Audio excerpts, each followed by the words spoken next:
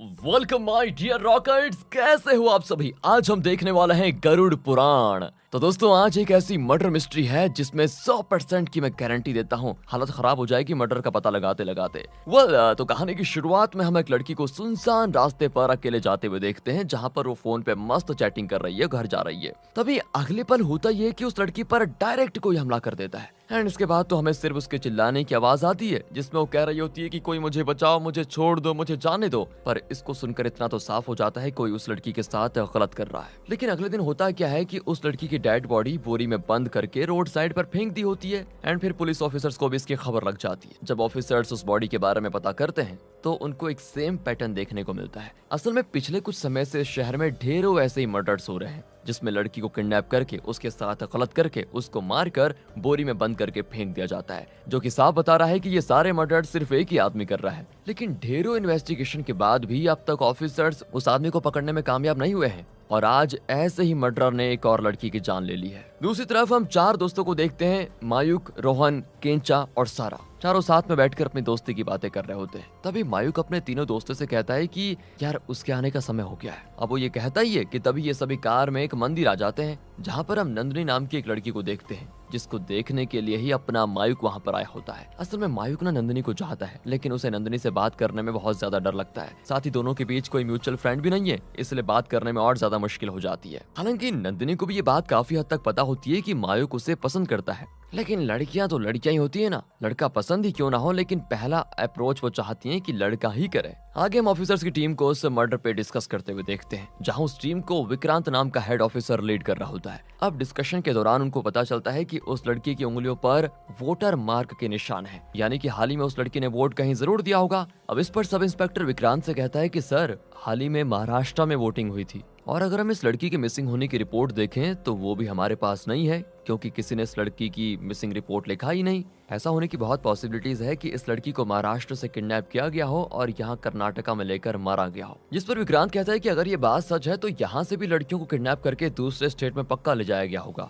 हमें जल्दी इसका कुछ पता करना होगा, वरना मौसम और खराब हो जाएगा। मतलब दोस्तों वो ये कहना चाह रहा है कि कहीं और भी लड़कियों की जान न चली जाए। इसके बाद हम मनी नाम के एक सन की लोकल गुंडे को देखते हैं, जो रात में अपने दोस्त के साथ ट्रक में कहीं जा रहा होता है, और तभी उसकी नजर बीच रास्ते में एक अकेली लड़की पर पड़ती है। जिसके बाद तो वो ट्रक से उतरकर उसके साथ जबरदस्ती करने लग जाता है, और उस वक्त वो किसी पागल की तरह बर्ताव करता है, और फिर देखते देखते वो उस लड़की को किडनैप कर ही लेता है। आगे हम देखते हैं कि ऑफिसर विक्रांत को उसके हायर ऑफिशियल्स बुलाते हैं और इस केस के मर्डर के बारे में जल्द से जल्द पता लगाने के लिए कहते हैं, क्योंकि गवर्नमेंट की तरफ से पुलिस वालों पर बहुत प्रेशर बन रहा होता है। जिसके बाद विक्रांत अपनी टीम के पास जाकर कहता है कि आजकल बहुत सारे लोग वेब सीरीज और मूवीज को देखकर अपनी एक्सपेक्टेशंस बहुत बढ़ा लिए हैं। सभी को लगता है कि केसेस 2 दिन में सॉल्व हो जाते हैं। अरे ऐसा नहीं होता, लेकिन हमें अब बढ़ानी पड़ेगी अपनी स्पीड। जल्द से जल्द हमें इस केस को अब खत्म करना होगा। अब हम फिर से मनी को देखते हैं, जो अपनी वाइफ के लिए कुछ गिफ्ट्स लेकर आया होता है, और वो झोपड़पट्टी में रहता है, जहाँ जब वो अपनी वाइफ को गिफ्ट देता है ना, तो वो उसको बहुत बुरा भला कहने लग जाती है। कहती है तुम्हारे साथ शादी करके मेरी जिंदगी बर्बाद हो गई, कहाँ मैं इतने अच्छे घर पर रहती थी, कहाँ ये झोपड़पट्टी वगैरह वगैरह। इतना कहकर तो वो उसके गिफ्ट्स को नीचे गिरा देती है और वहां से चुपचाप गुस्से में चली जाती है।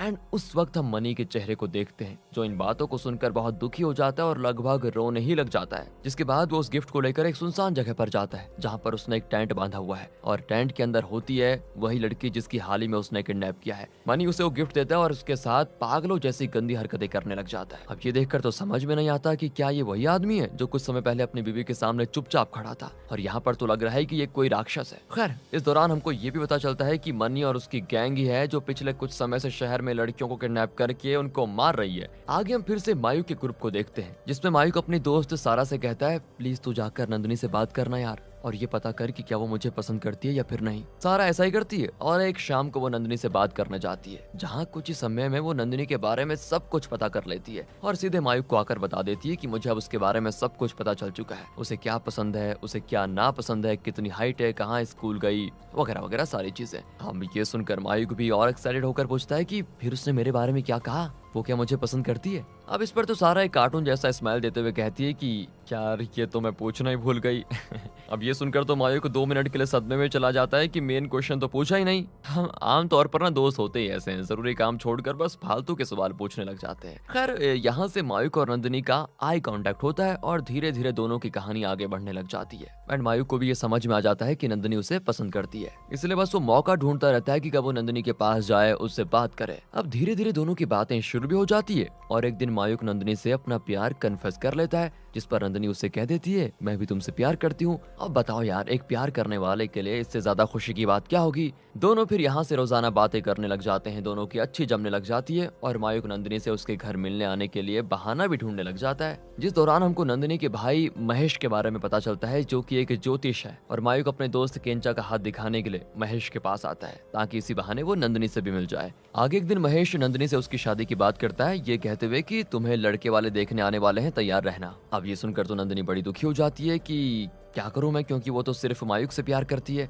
नंदिनी तभी मायूक को कॉल करती है और उसे शाम को मिलने के लिए कहती है। एंड इसके बाद हम शाम को देखते हैं कि मनी अपने लोगों के साथ फिर से किसी अनजान लड़की को किडनैप करने का प्लान बना रहा होता है, जिस दौरान वो रास्ते पर एक लड़की को अकेला पाता है और उसके साथ जबरदस्ती करते हुए उसे किडनैप भी कर लेता है। और यही हमें सबसे शॉकिंग सीन देखने को मिलने वाला है, जब अगले दिन पुलिस ऑफिसर्स को एक और लड़की की डेड बॉडी रोड साइड बोरी में बंद करे हुए मिलती है। और जब वो बोरी खोलते हैं तो उसमें हम नंदिनी को देखते हैं, जिसकी घायल डेड बॉडी उस बोरी के अंदर है। अब यहाँ से ये समझना तो इतना मुश्किल नहीं है कि पिछली शाम को मनी ने जिस लड़की को किडनैप किया था वो कोई और नहीं बल्कि नंदिनी ही थी। अब उसी शाम को महेश अपनी बहन नंदिनी की मिसिंग रिपोर्ट लिखवाने के लिए पुलिस स्टेशन आता है, जहाँ वो अपने साथ नंदिनी की फोटो भी लेकर आया होता है। अब ये देखते ही ऑफिसर तो समझ आते हैं कि ये तो वही लड़की है जिसकी हमें हाल ही में डेड बॉडी मिली है। जिसके बाद वो महेश को लेकर मॉर्चरी रूम में लेकर जाते हैं ताकि वो कंफर्म कर सके कि वो लड़की महेश की बहन है या फिर नहीं। और वहाँ महेश नंदिनी को देखकर पूरी तरह शॉक हो जाता है, वो खुद को संभाल भी नहीं पाता। हालांकि मॉर्चरी रूम में आते हुए केंचा ने महेश को देख लिया था, इसलिए वो भी उसके पीछे पीछे आता है और वहाँ पर जाकर उसको भी पता चल जाता है कि नंदिनी की मौत हो चुकी है। अब अगले सीन में हम महेश को नंदिनी के शरीर को जलाते हुए देखते हैं और उस दौरान हम मायूक को पीछे खड़े होकर रोते हुए देखते हैं, जहाँ वो इस दुख में खुद को संभाल भी नहीं पा रहा होता है। उसे भरोसा ही नहीं होता कि ये कैसे हो गया। लेकिन ये मर्डर ऑफिसर्स के लिए रिमाइंडर होता है, क्योंकि अब उन्हें इस केस में बहुत ज्यादा सीरियस होना होगा, क्योंकि धीरे धीरे बहुत ज्यादा मर्डर्स हो रहे हैं। अब ऑफिसर्स पता लगाने की कोशिश करते हैं कि जिस शाम को नंदिनी जिस रोड पर थी वहां से उस वक्त ऐसी कौन सी गाड़ी गई जिसमें नंदिनी को किडनैप करके ले जाया जा सकता है। तब उन्हें सीसीटीवी में उस वक्त एक ट्रक वहां से गुजरता हुआ दिखाई देता है, जो कि मनी का ही ट्रक था। एंड उसको देखते ही उन्हें उस पर शक हो जाता है। वो उस ट्रक के बारे में पता लगाने लग जाते हैं, जहां से उनको पता चलता है कि ट्रक अजहर नाम के एक आदमी के नाम पर है, जो कि मनी के ही गैंग मेंबर में होता है। और वो अजहर हमेशा से ही मनी के साथ गलत कामों में उसका साथ देता हुआ आया है।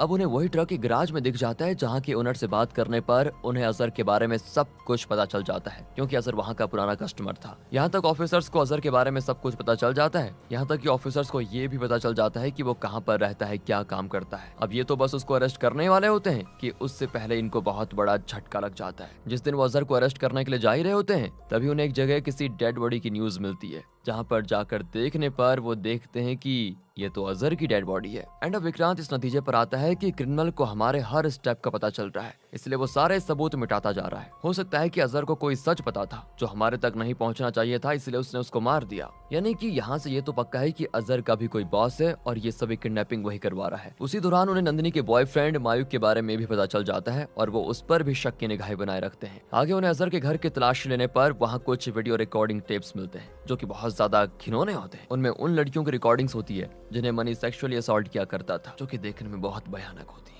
अब उस वीडियो में विक्रांत गौर करता है कि बैकग्राउंड में फिशिंग नेट दिखाया जा रहा है, यानी कि ये जगह किसी फिशरमैन एरिया के पास होगी, किसी लेक या फिर रिवर के पास। विक्रांत को उस वीडियो में एक और क्लू मिलता है और वो होता है बैकग्राउंड ऑडियो, जहां बैकग्राउंड में एरोप्लेन की आवाज आ रही है, यानी कि ये लेक एयरपोर्ट के पास होगी। इसके जरिए विक्रांत अपनी टीम के साथ उस लेक को ढूंढने में लग जाता है और फाइनली उन्हें वो लेक मिल भी जाती है, जहाँ उन्हें मनी का ठिकाना भी पता चल जाता है। वहाँ जाकर वो सबसे पहले मनी को पकड़ लेते हैं और वहाँ पर उन्हें मनी के साथ एक लड़की भी मिलती है, जिसे मनी ने हाल ही में किडनैप किया था। अब यहाँ पर एक और सवाल खड़ा होता है कि ये लड़की वो है क्या जिसे मनी ने उस शाम को किडनैप किया था, या फिर नंदिनी को किडनैप किया था उसने? कुछ पता नहीं चल रहा है, क्योंकि जब ऑफिसर्स मनी को नंदिनी की फोटो दिखाकर कहते हैं तो मनी कहता है कि हाँ, हम इस लड़की को यानी नंदिनी को किडनैप करने के बारे में सोच रहे थे, लेकिन उससे पहले वहाँ पर कोई और आ गया और उसे बाइक पर लेकर चला गया, और वो था मायूक। यानी कि मनी नंदिनी को किडनैप करने वाला था, लेकिन वो कर नहीं पाया और उसने उस शाम को किसी और लड़की को किडनैप कर लिया। और वो लड़की कौन है? जो अभी मनी के टेंट में है, यानी कि नंदिनी को मनी ने नहीं किसी और ने मारा है। लेकिन यहाँ पर यह तो क्लियर हो जाता है कि लड़कियों के साथ गलत करके उन्हें मारकर बोरी में फेंक देने वाली चीज ये मनी ही कर रहा था, जिसका फिर मनी का दोस्त कारण भी बताता है कि मनी की वाइफ उसे अपने करीब नहीं आने देती, इसलिए वो लड़कियों को किडनैप करके उन्हें अपनी बीवी को दिखाता था। लेकिन जब वो लड़कियां उसे अपने करीब आने नहीं देती थी तो वो उन्हें गुस्से में मार देता था। यानी कि अब तक के सारे मर्डर्स मनी नहीं किए थे, बस आखिरी जो नंदिनी का मर्डर था वो किसी और ने किया है, और उसने जानबूझकर नंदिनी की डेड बॉडी बोरी में फेंकी ताकि ऑफिसर्स को लगे कि नंदिनी को मनी नहीं मारा है। और जब ऑफिसर्स नंदिनी के बारे में उसके आसपास के लोगों से पता करने लग जाते हैं तब उन्हें पता चलता है कि नंदिनी के घर के पास रहने वाला फोटोग्राफर लंबे समय से नंदिनी को चाह रहा था और उसे इस बात की जलन भी हो रही थी कि नंदिनी मायूक के साथ प्यार में है। लेकिन यहाँ एक और प्रॉब्लम थी कि जिस दिन मर्डर हुआ था उस दिन तो वो फोटोग्राफर कहीं और था, यानी कि वो तो पक्का मर्डर नहीं हो सकता। अब एक दिन मायूक अपने दोस्त रोहन के गेस्ट हाउस पर जाता है क्योंकि उसको पता चल जाता है कि ऑफिसर्स उसे अरेस्ट करने वाले हैं, इसलिए वो छुपने के लिए उसके गेस्ट हाउस पर आता है, जहां पर वो गलती से रोहन के प्राइवेट रूम में चला जाता है जहां पर नंदिनी के ढेरों फोटोज दीवार पर लगे हुए मिलते हैं। और यहाँ मायूक को पता चल जाता है कि रोहन भी बहुत समय से नंदिनी से प्यार कर रहा था और उससे ये बात अच्छी नहीं लगी कि नंदिनी मायूक के साथ घूम रही है।